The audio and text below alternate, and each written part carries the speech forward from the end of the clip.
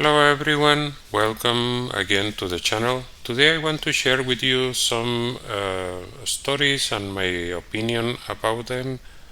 The first one is this article about the European Union is mentioning what are the main goal of the Russian related sanctions that were imposed on the economy of Russia. That's what they are planning to do. Basically, they say that they kind of realize that it won't stop the fighting, but they want to impose on pain in the Russian economy and somehow affect the ability of the Russian government to have enough money to support the military operations in Ukraine. And they also mentioned this thing that they want to avoid what they call the sanctions fatigue, and somehow, however, not everyone in the European Union is agreeing to this policy. For example, Viktor Orban has repeatedly said that this is actually hurting more the European Union members than Moscow, but they continue and they want to do even more sanctions. For example, they have a new plan to ban Russian gold, and they just continue throwing sanctions out without any real planning or actually calculation of how is this going to affect the economy of the European Union countries. Also, they have this additional comment. If you remember, recently the government of Ukraine said that they needed 9 billion every month to continue to operate, and so apparently they are going to give a 9 billion euro to Ukraine, but it is going to be a loan. And they already decided that there's going to be a cap to the weapons help, and they are going to provide a maximum of 5.7 billion until 2027.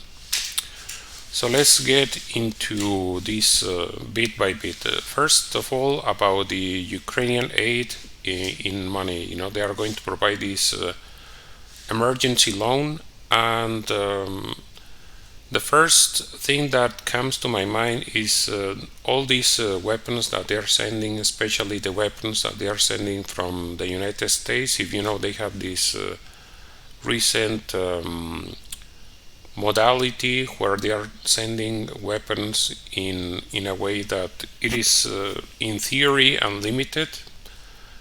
So the Ukrainian government can ask for any weapons it wants, and they are just kind of accumulating, storing somewhere the amount that they are sending, and there is no limit whatsoever. And at one point, the Ukrainian government will pay back after the conflict ends. That's kind of the deal that is called the lend and lease, I think. But the European Union decided to provide a cap, so they won't provide any more weapons help beyond the 5.7 billion, at least until now. So that's the contrast of how the European Union is providing the help to Ukraine. But at the same time, this is this money that they are going to give for Ukraine. Imagine that is only 1 month for 9 billion. But when is Ukraine going to pay? First of all, remember my opinion about this conflict. In my opinion, based on the facts, based on the pace of the military operations, especially in the Donbass, it seems to me very obvious that the Ukrainian army is going to lose this conflict, and it's an absolute certainty. There is no way that the Ukrainian army can recover and fight back or have some kind of a counterattack. It's just not possible. Based on the information that everyone can have available, the Ukrainian army has not won even a single battle during the entire conflict, so I don't see how they can recover from that. Like I said before, the main thing is that the training is, it takes a lot of time to do the training, and the time is not in favor of Ukraine. Takes months, sometimes even years to train properly a soldier, so it is just not practical to train soldiers. They train about 80,000 soldiers during the time of the that spans from 2014 to 2022. So it took 8 years to train 80,000 soldiers. So it's just not going to happen overnight. Is like this so-called story of the 1 million army. It's just not possible to train that many men in a short time span. So that's why it's not possible to do it. It doesn't matter so many weapons they are sending, because the soldiers are not able to use them. You see the numbers, you see the population of Ukraine, and you imagine, okay, it should be possible to recruit people to send them to the battlefront. It is possible, but they will not be effective soldiers. The morale will be very low. People will send to the battlefront against their will. So there will be a high likelihood of people just deserting or surrendering at the first opportunity, or even getting killed, which it is a tragedy, of course, of war. But that is the situation. So I don't know who is going to repay all this money back, whether it's to the European Union or the US government. Who is going to repay this money if the Ukrainian state is going to disappear in its current form? So I don't think it is a decision that politicians are planning. Besides that, it is the effect that is having on the European Union economy. This is hurting much more, the European Union, and the politicians say that people and the society should not abandon this policy. But the politicians are not suffering. The people who is suffering is the poorest of the poor in the European Union, and in every country is the same. So they don't care. They say, okay, don't worry, we need to do this because it's the right thing to do, but it is actually hurting everyone in the European Union. These are some of the sanctions that they have already imposed. As you know, they blocked the SWIFT access for certain Russian and Belarusian banks. They froze assets that belong to Russia, and because of this, they had this scheme that Russia provided, that it was gas for rubles, that it was so called. So they did it because they don't trust the European Union for this particular reason. So they want the money in their banks instead of in the European Union banks. So that is kind of a consequence of that. And they started to do this thing that they are going to prohibit imports of coal. And this is really very stupid policy, because, for example, in Germany, to give just one limited example, they are even thinking about restarting their energy plants that use coal, but they are going to ban the coal from Russia. So where are they going to get the coal from? There is not a very high amount of coal that is produced within the European Union. And if they are going to, I think I even mentioned this yesterday, that already China is planning ahead, because they are forecasting that there will be some kind of demand in other areas for coal that will be non-Russian coal. So it is going to be more expensive even if they find a source of coal in other parts of the world, it will be more expensive. So it's going to hurt people, the public, basically. So it's just very nonsensical. They are really hurting, and Russia hasn't even retaliated yet. No, this is something else that I already mentioned. That it's possible that Russia will suddenly decide to completely do an energy embargo, and Russia provides energy to European Union in different ways, not only with coal or with oil or gas. It also provides electricity and other ways. So it's just limitless the way that these things can continue to go wrong. But I think politicians, they don't care. They continue to do it, and they already accepted that they don't hope anything to change. They just hope to hit the economy of Russia.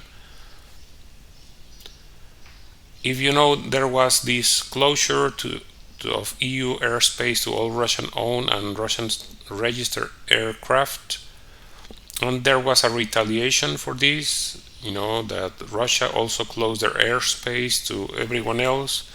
So this has raised the cost of all transport worldwide, basically. And this affects food prices, commodity prices, basically every product, because a lot of products are transported by aircraft and they are no longer able to fly through Russia. So this is going to have impact on prices. And they close all EU ports to Russian vessels. If you remember, they were, criticizing the blockade of Russia to the Ukrainian port, saying that that's why it's causing this worldwide crisis of food and everything. But they already decided that no Russian vessels are going to park in European Union ports. So this is also creating a problem for this, but it is a self-inflicted problem. They are creating all these things. For example, they basically are banning all the exports of technology to Russia, and that includes computer chips, or even all kinds of electronics, because most electronics, even if it is a refrigerator or a washing machine, they have also computer chips. So because there is some speculation that even these computer chips can be repurposed and reused to produce weapons, so basically they stop all exports to Russia. Anything that is electronic cannot be exported. That's what they mean with these dual use goods. That means anything that has a computer chip on it won't be exported. And then they are prohibiting the import of all these things like iron, steel, wood, cement, seafood, not so much probably, and liquor. But what it is going to cause is a raise on prices. The main thing is that Russia is very close. Russia has a lot of these commodities in very affordable prices, so they need to source these from other places, and it's going to be more expensive. That's the consequence of all this, and that's kind of the stupid behavior of politicians. They don't care about people. That's what I always say, And the latest, which I wanted to mention, was these restrictions on the media, which in my opinion is very stupid, but I think most governments around the world continue this same tendency. That's why politicians always try to censor people, and I am against censorship. I think there should be other mechanisms to avoid this, but they just basically banned all Russian media, and this, they say, is because there was some propaganda aimed at destabilizing the countries neighboring Russia, the EU, and its member states. And all this so-called campaign to fight information or disinformation, whatever they want to call it. It is prevalent and is also applied in different platforms, including, for example, YouTube and Twitter and other platforms. So this is basically closing freedoms of speech. I consider this very negative, and I don't see an easy solution for, especially for the creators like myself, that I create content.